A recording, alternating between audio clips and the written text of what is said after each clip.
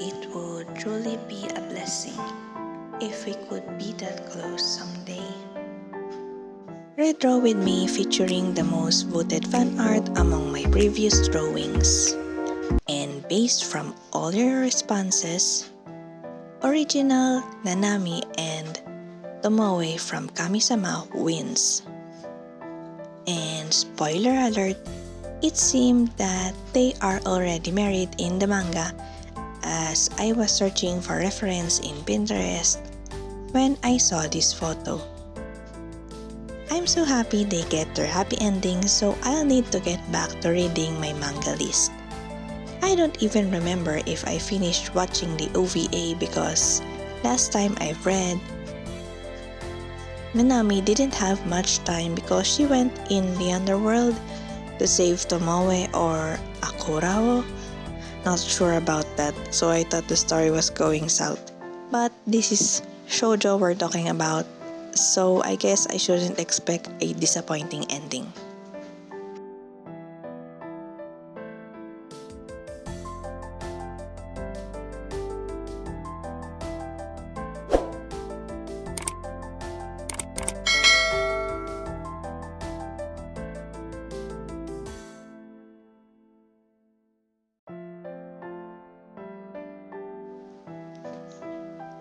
I think I'm running out of stuff to redraw, so I'll probably check my sketchpad next.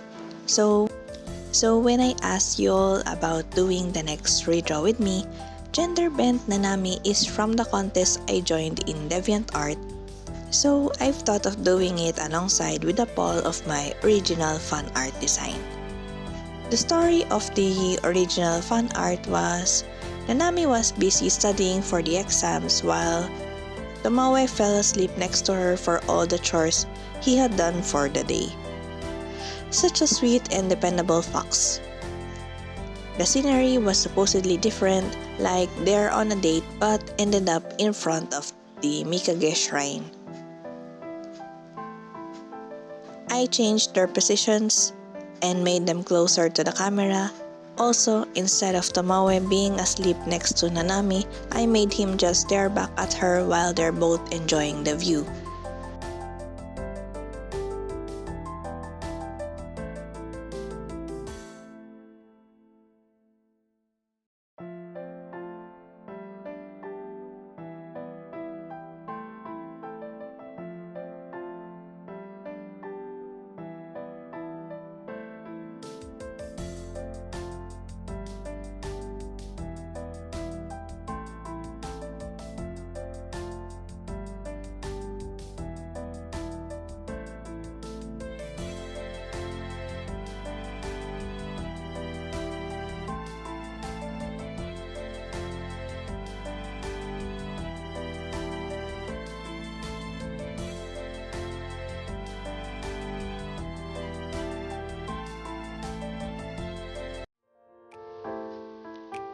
Early access of ReDraw with me is available in my Ko-fi. Just go to ko-fi.com/LadyMidori and go to my tip jar. You can choose two options. One is to give a one-time payment, or two is to choose a monthly subscription for me to continue making contents like this. Other than the early access, your reward includes full high-resolution image of the fan art featured in this episode. Did you like a previous fan art I featured in one of my YouTube videos? No worries.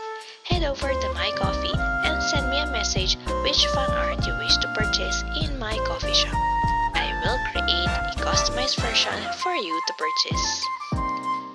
Now let's get back to the video.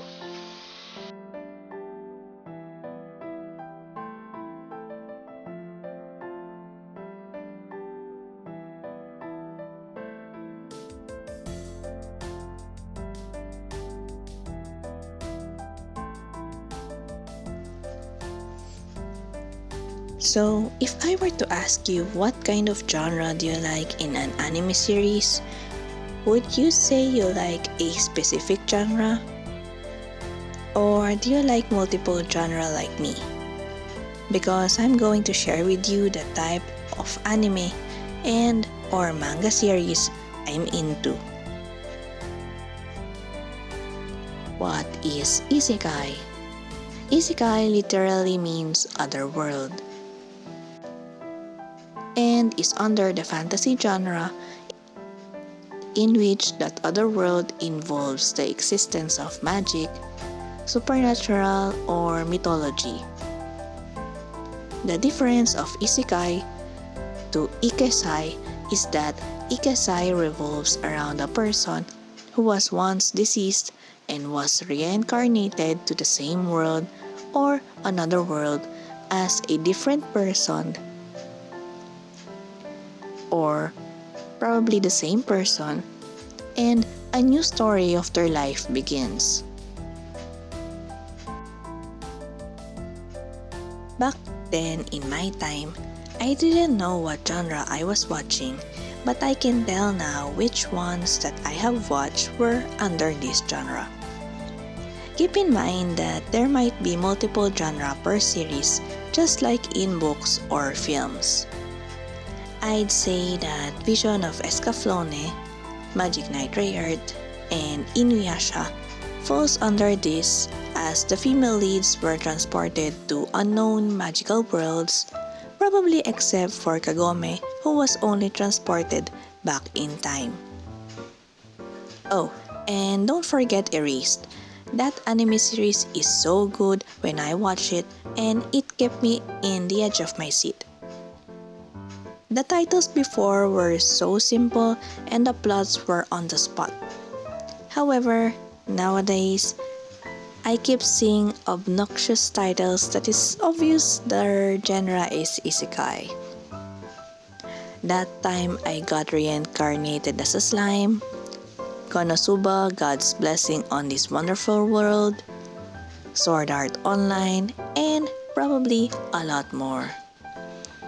I was able to watch the first and second season of Sword Art Online, but when I realized it was becoming a harem despite having a main female lead already, I decided to drop it. I already got uncomfortable when Asuna was SA'd in the first season, while Sinon was also SA'd if Kirito hadn't come in and saved her as well. Kirito saving all the girls and being their hero. Aw, isn't that sweet of him? Like, the girls in there could kick ass in the game. So I was kinda hoping they are like that in real life. But then again, it's the internet and we all have personas that might be totally opposite of our true selves. So I guess that's that. What I probably love about Isekai is either the temporary escape of the main lead to the other world and get the adventure of their lives, or getting reincarnated into the same world for the second time to undo the things that they have done before, plus get the revenge of those who hurt them. What I hate about it is being overused by most of the series nowadays, that the plot makes no sense. Next on my list is Kodomomuke, which is a genre made for children below 12 years of age. I think I've already started to watch anime back when I was that age, so I'd say there will be a lot of titles to mention in this genre, which includes the following: Pokemon, Ito Rangers, Akatsuki Chacha, Cardcaptor Sakura, Mojako, Mermodepon, and many more. You can say that I've watched the titles I've mentioned back then, and I draw them or talk about them with my friends who are also interested in anime. I love this genre because they became a part of me and my childhood. Slice of life stories have a special place in my heart because it would make me cry non-stop, or make my heart hurt, or smile to myself. But what exactly is a slice of life? A slice of life focuses on everyday life and shows the ordinary lives of the characters, which makes most of us viewers relate to them. It shows us that the struggles we have as a human and how we survive them. Are you ready for my list? Well, here it goes. Wotakoi. Love is hard for otaku, in which I could really relate to, as in my workplace, I would be seen as an odd person whenever my office mates would catch me watching anime. And instead of having friends, I would be ostracized and probably seen as childish. I wouldn't know because they treated me otherwise. Silver Spoon focuses on the agricultural side of life that I haven't seen or experienced in real life. And it's also the same creator of Full Metal Alchemist. That's why you could tell from the art why it looked familiar. I've mentioned my love story in one example of my anime pet peeves about beauty standards. This anime series shows a different take of the usual popular guy gets the shy girl trope and goes into a whole new level. The rest of the series or film I'm going to mention are the tearjerker ones, so embrace yourselves. Your Lie in April, A Silent Voice, Violet Evergarden, Anohana, the flower that we saw that day.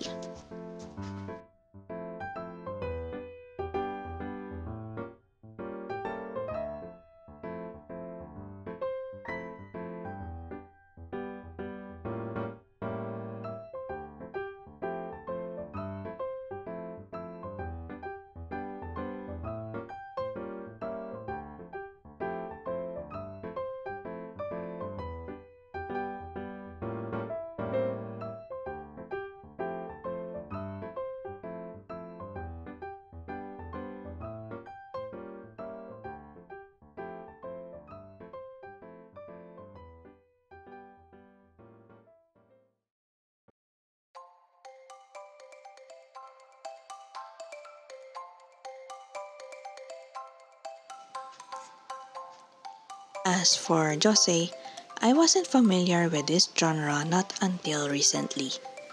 Josei means women. It is very similar to Shojo, but it tends to be more realistic and its audience target is towards older women, while Shojo is targeted towards young girls. Example of this are a few of the titles I will share. Princess Jellyfish, in which I have featured in my Patreon, is about Tsukimi wanting to be a princess at a young age. At the age of 18, she lived in an all-female Amamizukan apartment complex that there are certain rules to follow that had to deal with men. One night, as Tsukimi tried to rescue a jellyfish, she encounters a princess-like woman, and when she allowed to stay the girl for the night, she was shocked to discover she wasn't a woman at all. This series made me laugh, admire the fashion statements, and see the world of hobbies in a different eye. Please Love the Useless Me resonates with me fully, as Michiko became unemployed because she gave all her money to her boyfriend. Well, I could relate to her in a way that I'm giving almost everything to my family that I wasn't able to save for myself. Then again, she later finds out that her feelings for her boyfriend was one-sided, in which again, I can relate since my past relationship was also one-sided. She was left all alone and was used because of her hard-earned money. She then unexpectedly reunites with Kurosawa, her former boss whom she thinks was the reason of her unemployment. Well, it led to more than that, and you'd have to read it to get what I mean. And last title I found under this genre is Perfect World, where it features Kawana meeting her former high school friend and first love because of her work. She has a stable job in an interior design company, while Ayukawa was able to achieve his dream to be an architect. He was disabled following an accident and has to rely on the use of wheelchair. They had a complicated relationship as Kawana knows that dating a disabled person is a complex matter. Along with that, Ayukawa refuses to be romantically involved with anyone because of his condition. On their journey in getting to know more of one another, Kawana realizes her feelings for him may have not disappeared after all those years. I haven't finished the manga just yet, or if it's still ongoing, so I have a lot to catch up with it since I'm more focused on reading webcomics. What I love about this genre is other than it is relatable to what and how adults are feeling in reality. They do not just show sunshine and rainbows or make you feel like fuzzy and warm like what Shojo does most of the time. But it shows how the characters make it under the rain. Sure, Shojo also has some mild drama or miscommunication within the characters, but it would usually end well.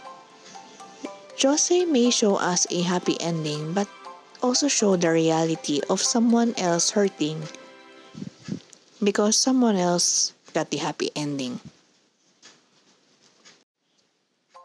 Shonen is aimed primarily at a young age audience, typically characterized by action-filled plots. Stories under this genre would have themes of friendship, heroism, and coming of age. The action sequences would be intense, filled with superpowers or special abilities. Some of the titles I have watched were Yu Yu Hakusho, Flame of Recca, Bleach, Naruto, Rurouni Kenshin, Inuyasha, Hunter x Hunter, Full Metal Alchemist, Blue Exorcist, Meitantei Conan, My Hero Academia, Jujutsu Kaisen, Demon Slayer, Attack on Titan. I don't think I need to share the premise of each of titles in my list since they are pretty well known. Of course, in Shonen, we get to see many hot and cute characters to our liking. So that's one way of me liking Shonen because at least I'd have inspiration when looking at them, rooting for them with their ships or during their fight.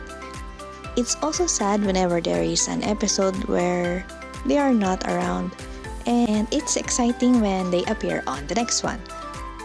What I dislike about Shonen is the possibility of death of my favorite characters. I get that the main character has plot armor around them, but side characters don't have that kind of power.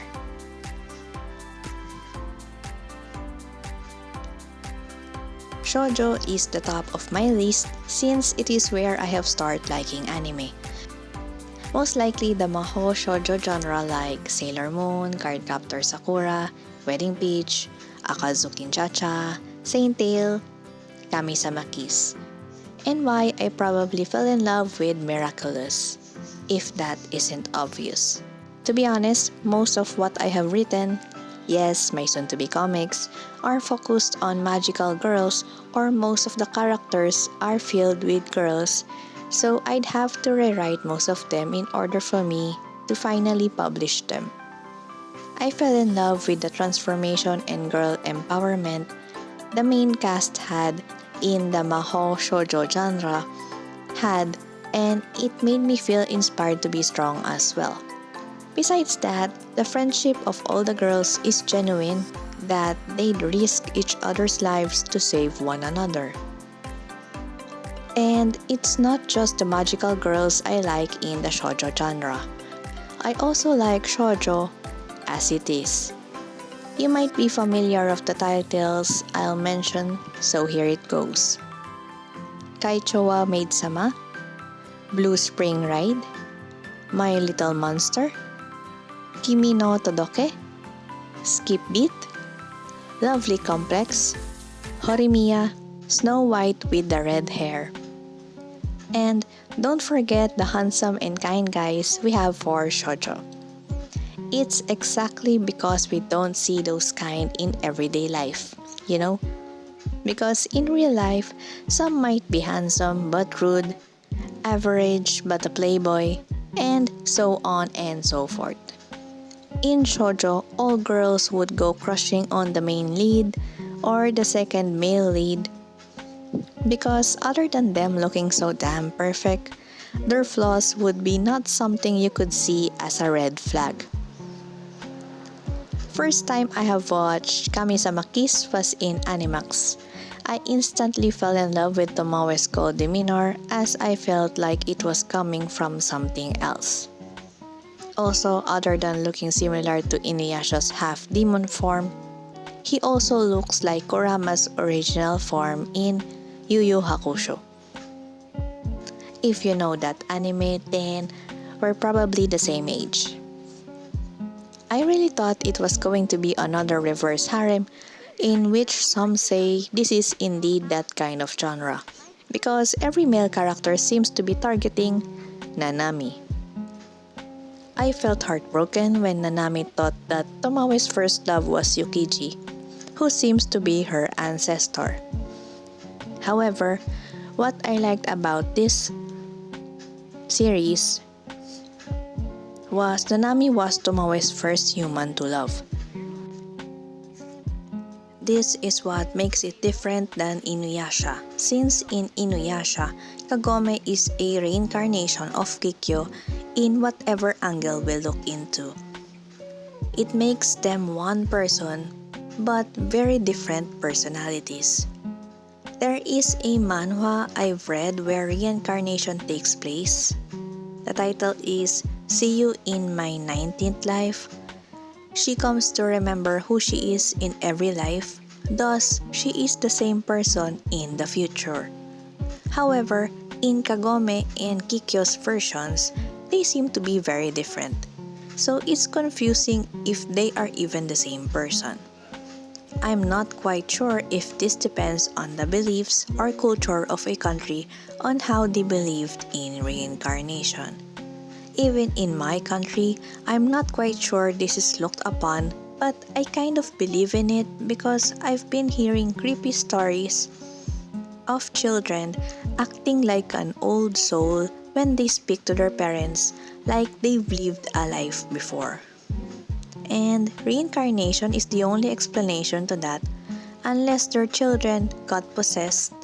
But I'd like to think it was the former, as possession has more dangerous symptoms, and talking like an old person inside a child's body isn't a sign of it. I guess I've watched too many horror films to identify possession, though I'd like to make it clear that I'm no expert in it, but I'm just an observer from afar. If I were to be asked, this is probably my first life since I haven't gotten any memories of my past life.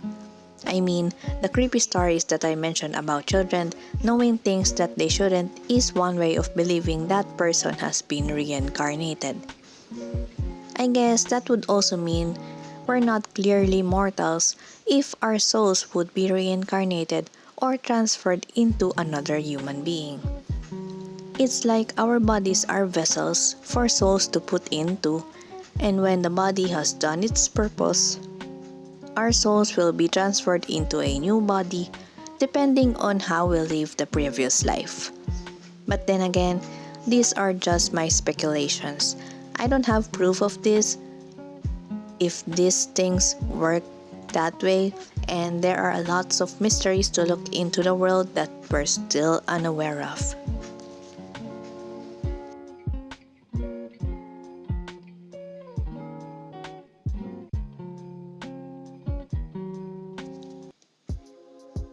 And here's the final artwork for ReDraw with Me, featuring Nanami Momozono and Tomoe from Kamisama Kiss. Want to know which drawing should I redraw next? Click the subscribe button so you get updated and answer on the next poll. I'm excited to see which you would choose. Thank you for watching and see you in my next video.